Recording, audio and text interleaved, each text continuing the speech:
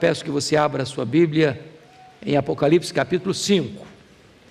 Nós vamos ler esta passagem preciosíssima das Escrituras. Apocalipse capítulo 5.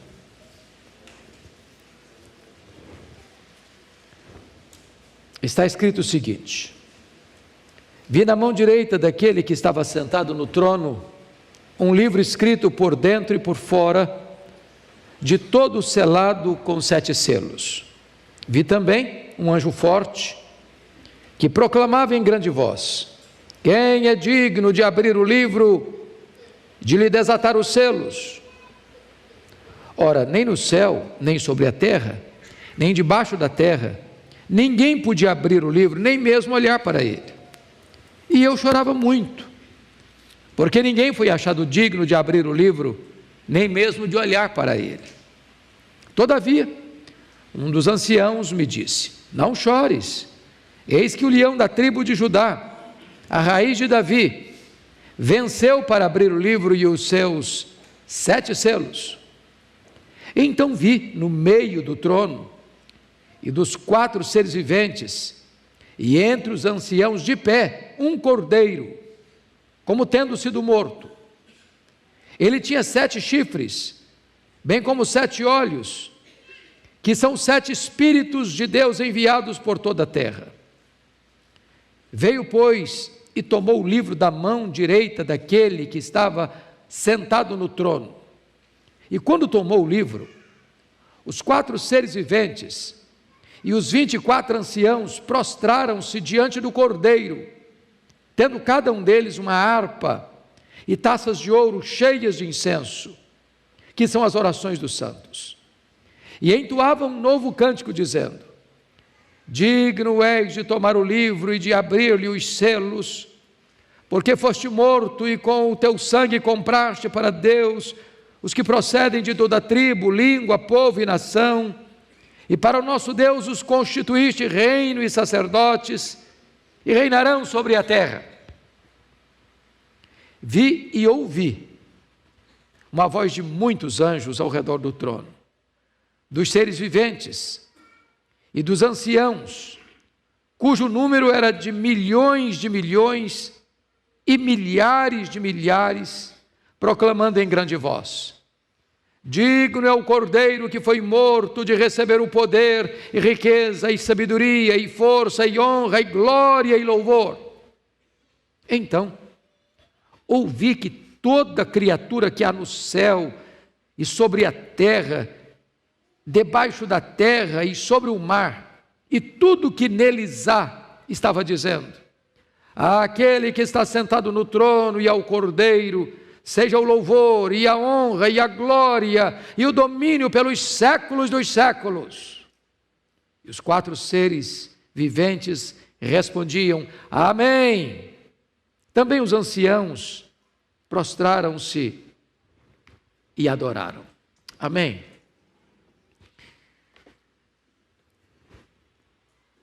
Hoje de manhã eu dei o tema: não tenha medo, Deus está no trono. Agora eu gostaria de dar o seguinte tema: não tenha medo, a história não está à deriva.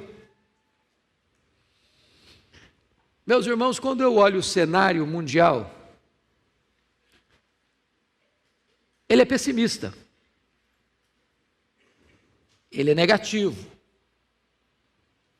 Muito embora o avanço da ciência, o progresso da tecnologia, as descobertas extraordinárias no mundo da medicina, o avanço no tratamento de doenças, a descoberta de vacinas preventivas, tudo isso nos encanta e por isso somos gratos.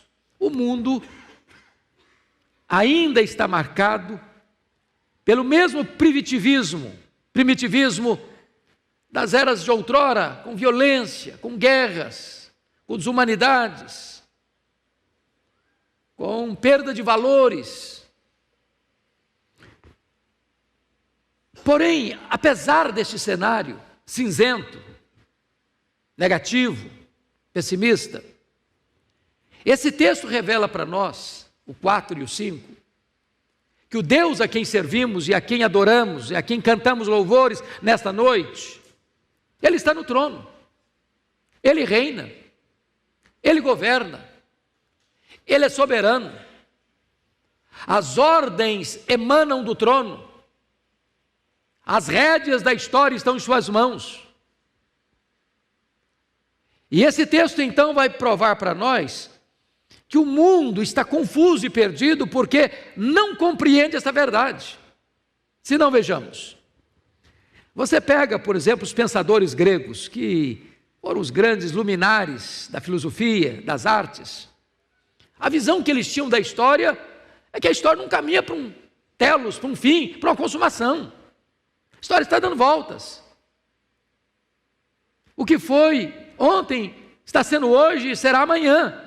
E isso volta e volta e volta e não vai para lugar nenhum. Se você olha os pensadores existencialistas, os materialistas, eles olham para a história e dizem, não, a história é uma sucessão de fatos sem significado, não há um plano, não há uma esperança. Isso pode ser representado, por exemplo, com a novela de Albert Camus, A Praga. Nessa novela, ele cria a ideia, ou um cenário da cidade de Oran, sendo invadida pelos ratos, que trouxeram a temida peste bubônica. E um médico, pesquisador, juntamente com seus assistentes, descobrem o remédio para vencer aquela epidemia da peste bubônica. Mas ao término do livro ele diz assim, é só uma questão de tempo, os ratos voltarão. Não tem esperança, não tem consumação.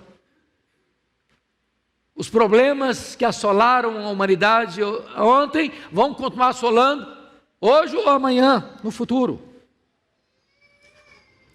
Quando você vai pensar nos pensadores de hoje, como Friedrich Hegel, no seu livro Filosofia da História, ele diz que os povos nunca aprenderam da história, por isso repetimos seus erros. Se você consulta Winston Churchill, o grande primeiro-ministro da Inglaterra, ele diz que os homens cresceram em poder e conhecimento, mas não evoluíram moralmente. Hoje os homens mais cultos, doutos, repetem as mesmas loucuras do passado. São agentes de atrocidades, apesar do seu autoconhecimento. Por isso que o historiador Gibbon, no seu livro Declínio e Queda do Império Romano, diz que a história é pouco mais do que um registro de crimes, loucuras e infortúnios da humanidade. Quando surge algum ufanista, como Thomas More, em seu livro Utopia, ele previa um tempo na terra em que o homem construiria um paraíso com as suas próprias mãos. Mas aí chega o século XX, e vem duas sangrentas guerras mundiais, que bota toda a esperança humana no chão, na lona. O homem cresceu, mas ele é um monstro, sem Deus, não tem nenhuma esperança para o futuro. Então, penso que essa pequena e breve introdução só tem um propósito. Na perspectiva humana, a história não tem significado, nem sentido, nem esperança. A pergunta é assim mesmo? Vai continuar sendo assim mesmo? Ou tem esperança? Ou tem sentido? Ou tem propósito? Pois esse texto lido hoje traz a resposta para nós. E a primeira resposta é que o Deus que está no trono do universo tem um propósito para a história. Veja comigo o verso 1, por favor. Você pode ler comigo em voz alta? Vamos juntos? Vi na mão direita daquele que estava sentado no trono um livro escrito por dentro e por fora, de todo selado com 7 selos. Meus amados, esse livro é um emblema. Esse livro está selado. É um rolo, na verdade, por dentro e por fora. E está selado com 7 selos, o número da perfeição, da completude. E esse livro representa que Deus tem uma filosofia da história, um plano para a história, um propósito para a história. A história não está à deriva, a história não está dando voltas, a história não é um caminhão sem freio ladeira abaixo. A grande questão é: quem tem esse livro na mão? Na mão direita é o Deus Todo-Poderoso, descrito no capítulo 4, aquele que está sentado no trono, aquele que reina e governa. Mas este livro, ele é completo, não tem nada mais para escrever. Isso significa o seguinte: Deus não é colhido de surpresa. Há uma falsa teologia rodando aí no mercado, chamada de open teísmo, ou teísmo aberto, que diz que Deus é surpreendido como nós somos. Não, Deus não é surpreendido. Deus conhece o fim, Deus conhece lá no final da história. Não há nada que pegue Deus de surpresa, não há nada que pegue Deus desatento, não há nada que pegue Deus desavisado. Ele sabe tudo, Ele conhece tudo, Ele tem um plano para tudo, e o final já está escrito, o final já está decidido, e o final é a vitória de Cristo e da sua igreja. Essa é a verdade desse texto. Mas a segunda verdade que eu gostaria de destacar nesse texto aqui, irmãos, é que ninguém é encontrado digno para desvendar, nem para conduzir a história à sua consumação. Veja comigo o versículo 2 e 3. Leia comigo de novo em voz alta. Vamos lá. Vi também um anjo forte que proclamava em grande voz: quem é digno de abrir o livro, de lhe desatar os selos? Ora, nem no céu, nem sobre a terra, nem debaixo da terra, ninguém podia abrir o livro, nem mesmo olhar para ele. O livro está selado com 7 selos. Então um anjo forte começa a fazer uma pergunta, e essa pergunta ressoa no céu, ecoa na terra e ribomba debaixo da terra. E a pergunta é: quem é digno? Quem é digno? E essa pergunta percorre o céu, percorre a terra, percorre debaixo da terra, e ninguém foi encontrado digno. Em outras palavras, nem Miguel, nem Gabriel, nem os querubins, nem os serafins, nem a hostes de anjos celestiais, nem mesmo aqueles irmãos nossos que já nos precederam na glória, estão na glória. Ninguém foi encontrado digno de abrir esse livro, nem desatar os seus selos, nem de olhar para ele no sentido de lê-lo. Então a pesquisa vem para a terra. Nenhum rei, nenhum soberano, nenhum pensador, nenhum filósofo, nenhum cientista, nenhum teólogo, nenhum poderoso deste século foi encontrado digno.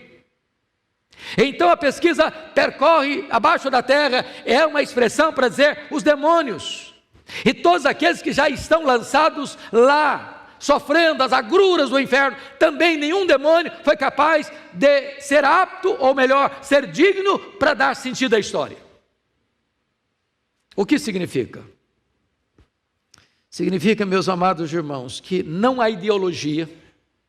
Nós estamos vivendo no mundo das ideologias. Não há nenhum partido político, não há nenhum sistema econômico, por melhor que seja, que consiga dar rumo à história, dar sentido à história e conduzir a história a uma consumação.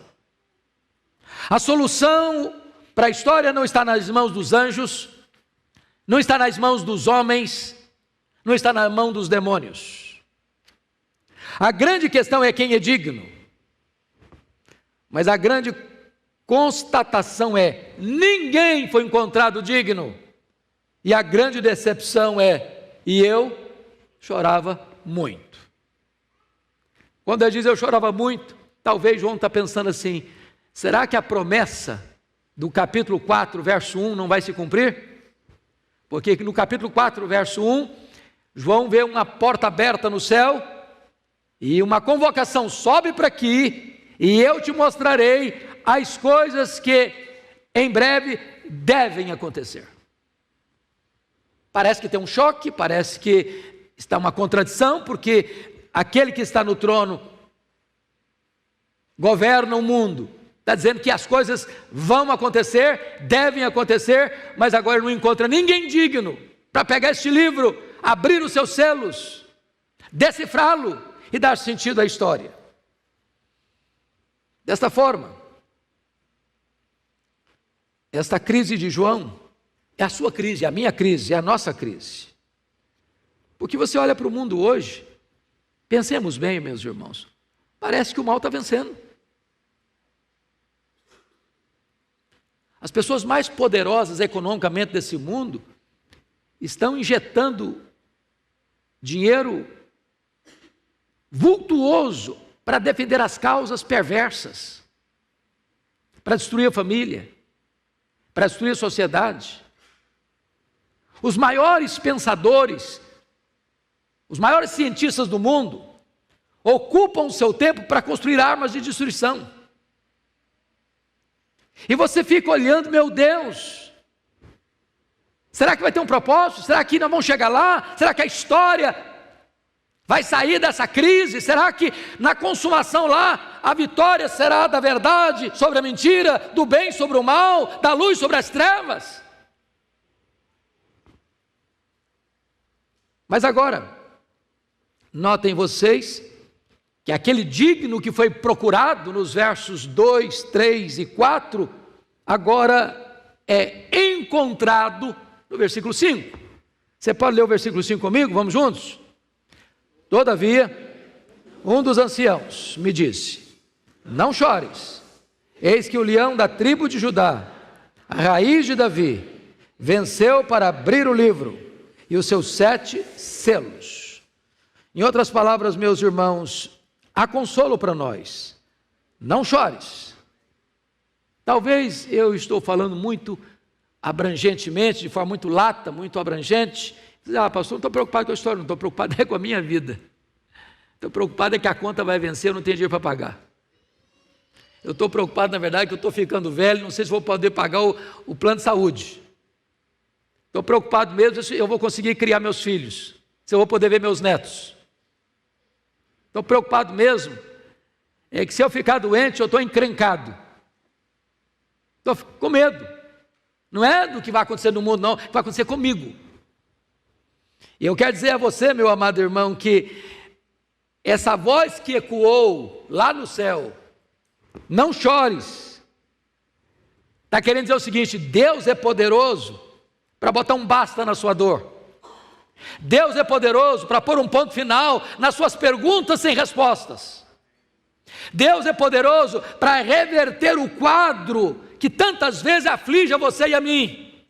Deus é poderoso para tomar conta da nossa vida agora e dirigir a nossa vida para o futuro. Mas vejam vocês que a solução da história, ela está em Jesus. Porque a pergunta é: quem é esse leão da tribo de Judá? Quem é este que é a raiz de Davi? Quem é este que tem essas características aqui? Venceu para abrir o livro dos seus 7 selos. E venceu como? Venceu o quê? Venceu a quem?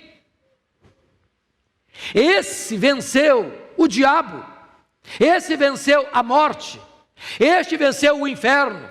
Este venceu o mundo. Este venceu o pecado. Este é o vencedor que lá na cruz do Calvário esmagou a cabeça da serpente. Este é aquele que entrou nas entranhas da morte, arrancou o aguilhão da morte e matou a morte. Este é aquele que desbaratou o inferno quando ele expôs os principados e potestades ao desprezo. Este é aquele que ressuscitou, inaugurou a imortalidade e diz para você que se você crê nele, você não morre eternamente, você já passou da morte para a vida. Este é o vencedor que torna você e eu vencedores com ele. Louvado seja o Senhor. Mas, meus amados, o que é maravilhoso, confira comigo o versículo 6.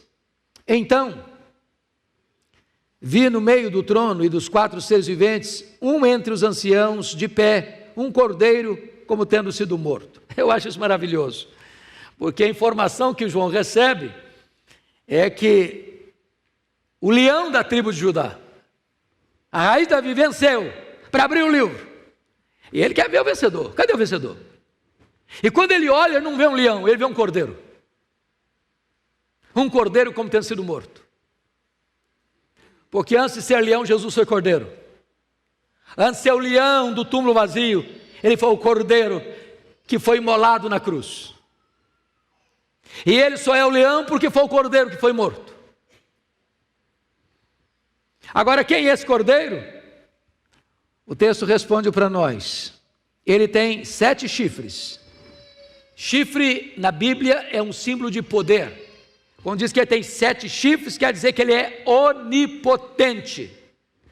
Quando diz aí no versículo 6 que ele tem 7 olhos, significa que ele tem todo o saber, todo o conhecimento. Ele não só é onipotente, ele é onisciente.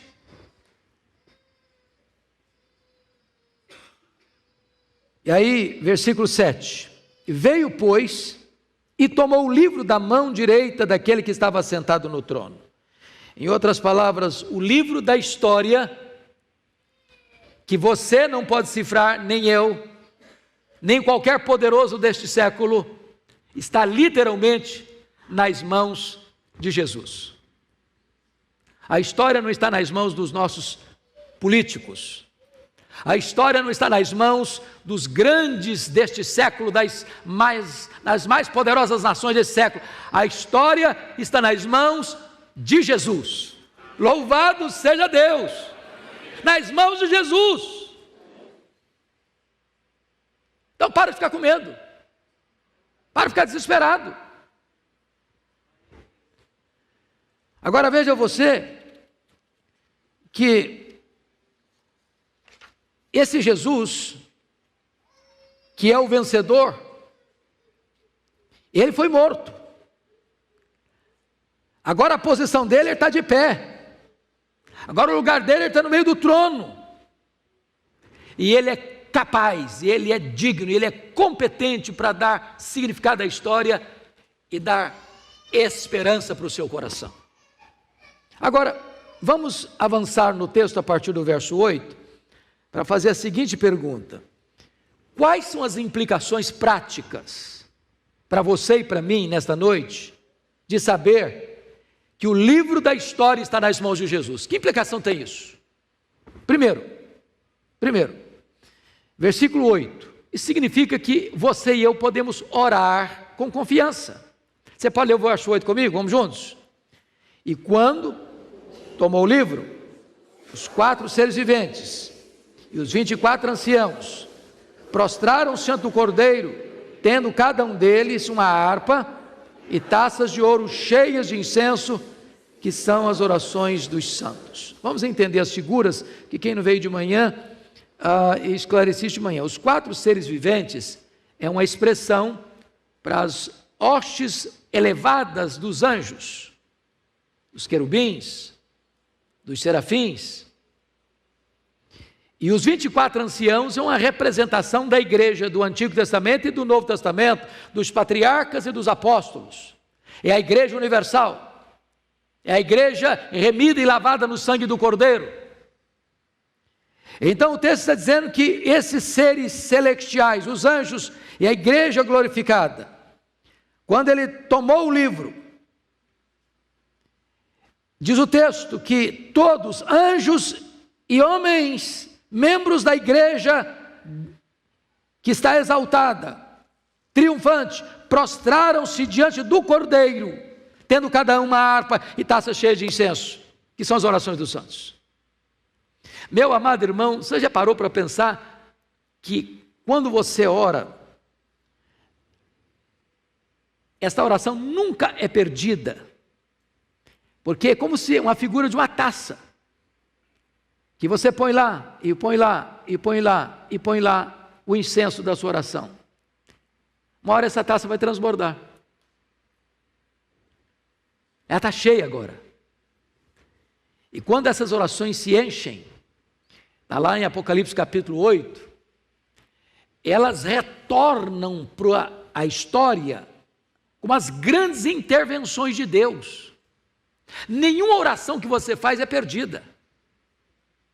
Elas são recolhidas nesta taça de Deus.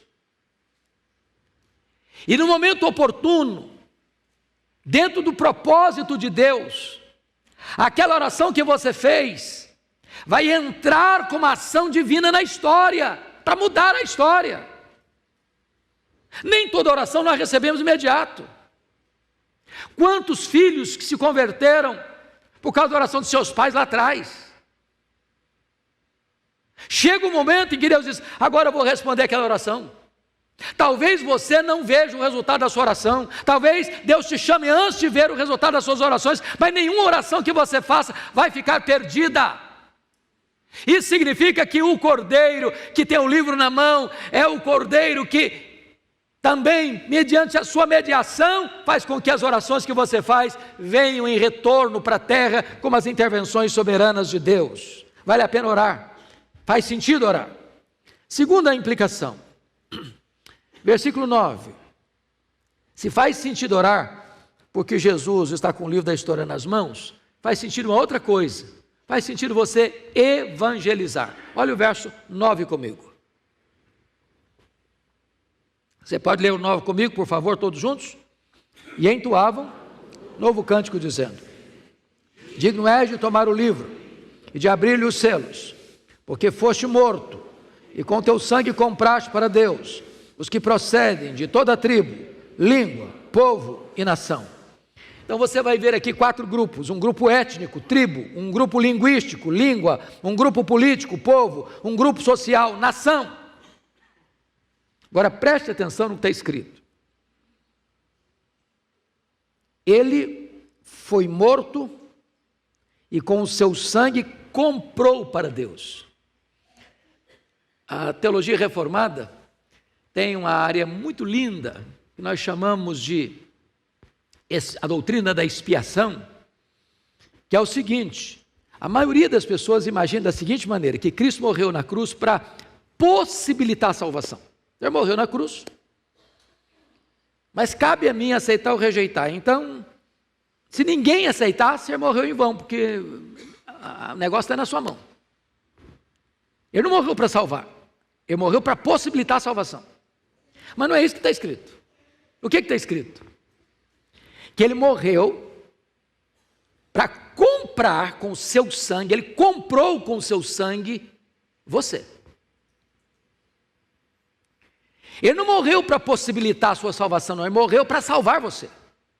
Ele morreu no seu lugar. Ele morreu como seu substituto. Ele morreu a sua morte. Lá na cruz ele pagou a sua dívida, ele quitou o seu débito. Quando você crê nele, significa o seguinte: que Deus o escolheu, e Deus o chamou, e Deus justificou você, e Deus selou você com o Espírito Santo da promessa, e Deus vai glorificar seguramente você, porque o projeto de Deus não pode ser interrompido no meio do caminho. Ele comprou você, você é dele, você pertence a ele. Isso é glorioso, irmãos, porque isso traz o quê? Segurança, convicção, certeza de vida eterna. Não há possibilidade de eu estou meio salvo, talvez um pouco salvo, sou amigo do Evangelho. Não, ou você está salvo ou não está salvo. Se Jesus morreu por você, se você foi chamado pelo Evangelho, se um dia você ouviu a voz de Deus, você pode ter garantia disso. Ele morreu em seu lugar, para dar a você a vida eterna. Mas, notem comigo, uma terceira verdade. No versículo 10, você pode ler o 10 comigo? E para o nosso Deus os constituíste reino e sacerdotes, e reinarão sobre a terra. O que significa? Que agora você não só pertence a Ele, mas você tem o privilégio que só Ele teve. Me permita explicar isso. Lá no Velho Testamento, nenhum rei podia ser sacerdote, nenhum sacerdote podia ser rei. Vocês sabem disso. Lá em Zacarias capítulo 6, diz que Jesus ocupou esses 2 ofícios, de sacerdote e rei, em plena harmonia. Só ele exerceu essa função, de ser rei e ser sacerdote. Ele é o Rei dos Reis e Ele é o sumo sacerdote. Agora, você que creu no Senhor Jesus tem as duas posições. Você é rei e você é sacerdote. Você reina com Ele e você tem livre acesso a Ele. Que privilégio! Que privilégio! Você ora, você tem garantia de que quando você evangeliza, as pessoas vão crer, porque o Senhor comprou com o seu sangue aqueles que são dele, e quando essas pessoas ouvem o evangelho, elas atendem o chamado, e você agora está numa posição elevadíssima, que Deus mesmo, por meio de Cristo, constituiu você rei e sacerdote. Mas, vamos olhar agora algo também para mim muito precioso, e eu passo a ver com você o que está escrito no versículo de número 11, 12, 13 e 14, que é a exaltação desse cordeiro. Notem comigo que no versículo 11 está escrito aí que isso deve levar você e a mim, dedicar tudo que somos e tudo que temos a Jesus. Você pode ler, por favor, comigo o verso 11 e 12? Vamos juntos? Vi e ouvi. Para um pouquinho, só um pouquinho aqui. Note que as coisas, às vezes, ele está vendo, só vendo. Agora mudou a figura. Agora ele está vendo e ele está o quê? Ouvindo. O que que ele vê e o que que ele ouve? Vamos juntos agora, versículo 11. Vi e ouvi uma voz de muitos anjos ao redor do trono, dos seres viventes e dos anciãos, cujo número era de milhões e milhares de milhares, proclamando: digno é o cordeiro que foi morto de receber o poder e riqueza e sabedoria e força e honra e glória e louvor. Irmãos, que coisa preciosa! Tudo é dele, tudo é para ele.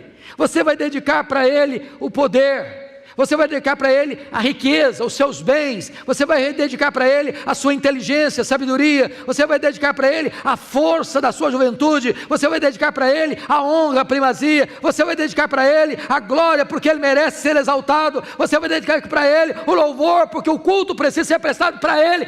Tudo é dele. Ele é digno de receber todo o louvor, toda a adoração. Mas, para concluir,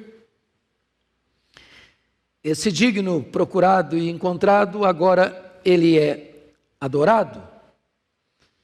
E você vai notar aqui comigo, por gentileza, algumas coisas muito preciosas que eu passo a descrever. O capítulo 4 enfatiza Deus Pai. O capítulo 5 enfatiza Deus Filho. O capítulo 4 enfatiza a criação. O capítulo 5 enfatiza a redenção. E se vocês perceberam, Apocalipse não é apenas o livro do trono. Apocalipse também é o livro da música. Da música. E os estudiosos olharam para esses dois capítulos e disseram o seguinte: aqui nós temos dois oratórios. Dois oratórios. E oratório é um gênero musical dramático com solos, coros, acompanhados de orquestra. O que nós vimos e ouvimos nessa noite. No capítulo 4 nós temos o oratório da criação. No capítulo 5 nós temos o oratório da redenção. Então eu gostaria que você imaginasse comigo este culto ao Deus Pai, ao Deus Filho, ao Deus Criador, ao Deus Redentor. E esta peça, e aqui eu convido você para imaginar essa cena comigo. Imagine você um grande teatro. Imagine um teatro cósmico. Imagine você estando lá, não como um espectador, mas como alguém que faz parte do drama, do grande musical. Imagine você que o universo inteiro está atento a esta cena. E esse musical vai começar. E as cortinas vão se abrir. E esta música apoteótica, arrebatadora, vai começar primeiro com o culto ao Criador. E ela começa, confira comigo, no capítulo 4, no versículo 8, com um quarteto, os 4 seres viventes, clamando e dizendo e cantando: Santo, Santo, Santo é o Senhor, o Deus Todo-Poderoso, aquele que era, que é e que há de vir. E esta música abre esse grande musical. Em seguida, vem o responso, que você confere comigo, por gentileza, quando o texto nos informa que os seres viventes, são os querubins, e os 4 anciãos, e os 24 anciãos, vão se reunir, e eles vão cantar, e é a música da criação, do versículo 11, quando ele diz: Tu és digno, Senhor, Deus nosso, de receber a glória, e a honra, e o poder, porque todas as coisas Tu criaste, sim, por causa da Tua vontade vieram existir, e foram criadas. Quando termina essa segunda música, de exaltação ao Criador, então você tem o responso. Olha aí comigo esse solo, melhor dizendo, do verso 2 do capítulo 5, e a pergunta daquela música solada de uma pessoa só cantando, com a voz triste, com a voz talvez abatida, e esta música significa assim: quem é digno de abrir o livro e de desatar-lhe os selos? E aí então vem a quarta música, que é o responso, que está no verso 5, quando um dos anciãos diz: Não chores, eis que o leão da tribo de Judá, a raiz de Davi, venceu para abrir o livro e desatar-lhe os selos. E então, diz a Escritura, que vem a quinta música. Agora, os 4 seres viventes, os seres angelicais, e os 24 anciãos, toda a igreja, ela se prostra diante do Cordeiro, e começa a cantar uma música arrebatadora, que está no versículo 9. Digno és de tomar o livro e de abrir-lhe os selos, porque foste morto e com teu sangue compraste para Deus os que procedem de toda tribo, raça, povo, língua e nação, e para o nosso Deus os constituíste, reino e sacerdócio, e reinarão sobre a terra. Parece que esse musical está crescendo e crescendo e crescendo, e então no verso 11 nós somos informados que agora os seres angelicais, voz de muitos anjos ao redor do trono, dos seres viventes, dos querubins e dos 24 anciãos da igreja, cujo número era de milhões e milhares de milhares, agora é um coral que você não pode saber quantos são, é uma multidão incontável, e essa multidão incontável está cantando e proclamando em grande voz: digno é o Cordeiro que foi morto de receber o poder e a riqueza e a sabedoria e a força e a honra e a glória e o louvor. E todo o universo está aguardando o término deste musical, deste oratório da criação e da redenção, na música mais arrebatadora, na música mais apoteótica, jamais composta e jamais cantada, porque no verso 13 somos informados que agora toda criatura que há no céu, toda criatura que há na terra, toda criatura que há debaixo da terra, e toda criatura que está sobre o mar, e tudo que neles há, estava dizendo nesta música final: aquele que está sentado no trono e ao Cordeiro, seja o louvor, e a honra, e a glória, e o domínio, pelos séculos dos séculos. E quando a música termina, os 4 seres viventes responderam: amém. E este amém percorre o universo. E então diz a Bíblia que os 24 anciãos, a igreja de Cristo, se prostra e adora. E adora. Esta vai ser a cena do céu. Esta vai ser a cena arrebatadora, quando as cortinas da história se fecharem, não tem tragédia, não tem derrota, não tem desespero.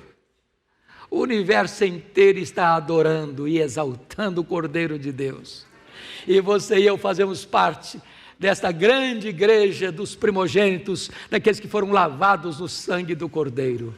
Há esperança para nós, há segurança para nós. Nós não caminhamos, meus irmãos, para o ocaso, nós caminhamos para este glorioso alvorecer da eternidade, onde nós estaremos com Ele e para sempre reinando com Ele. Aleluia, louvado seja o nome do Senhor.